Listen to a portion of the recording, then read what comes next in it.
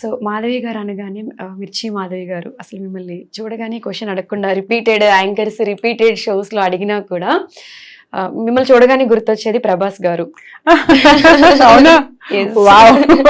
So మిర్చి మాధవి గారు అంటే ప్రభాస్ గారి గురించి క్వశ్చన్ అడగకుండా ఉండలేం. సో ఆయనతో వర్క్ చేసినప్పుడు ఆయనతో ది బెస్ట్ మూమెంట్ ఏదైనా ఒకటి? యాక్చువల్లీ ఆ హాస్పిటల్ బెడ్ లో ఉన్నప్పుడు నాతో డైరెక్ట్ డైలాగ్ ఉంటుంది కదా ఆయనతో. అంత పెద్ద స్టార్, నేను అలా పడుకొని ఉంటే అలా వచ్చి అలా చూస్తుంటే నేను డైలాగ్ చెప్పడం మర్చిపోయి అలా చూస్తుండిపోయాను అనమాట. ఓకే. అసలు ఇంత 6 అడుగులు ఉంటాడా? 6 అడుగులు అసలే పడుకొని ఉండి ఇంకా ఇలా ఏదో దేవుడు కనిపించినట్టు అనిపించింది నాకు. అంత పొడుగ్గా ఇంత ఇదిగా ఆయన చాలా చిన్నగా డైలాగ్ చెప్తారు. డబ్బులు తీసుకుని ఇలా చెప్పారనమాట. ఏం చెప్తున్నారు సరే ఓకే అని ఇలా.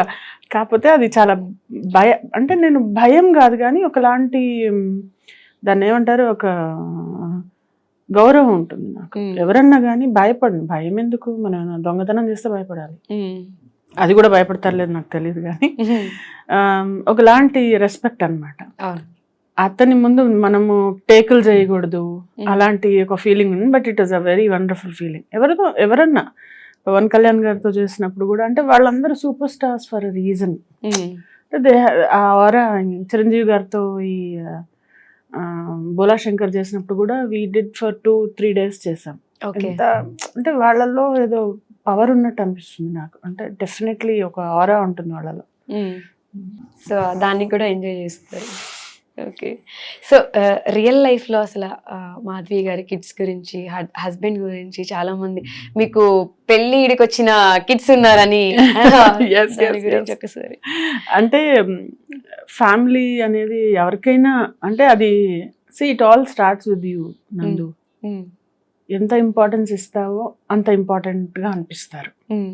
లేదు అంటే సెల్ఫ్ సెంటర్డ్గా సెల్ఫిష్గా ఉండేవాళ్ళు అంతెందుకు. కిడ్స్ అంటే అసలు ఎలా ఉంటుందంటే మనలో ఒక పార్ట్ కదా. నిన్నగాక మొన్న ఒక న్యూస్ చూసాను. ఒక అమ్మాయి 4-year-old కిడ్ని చంపేసిందంట, తన ఓన్ సన్ని.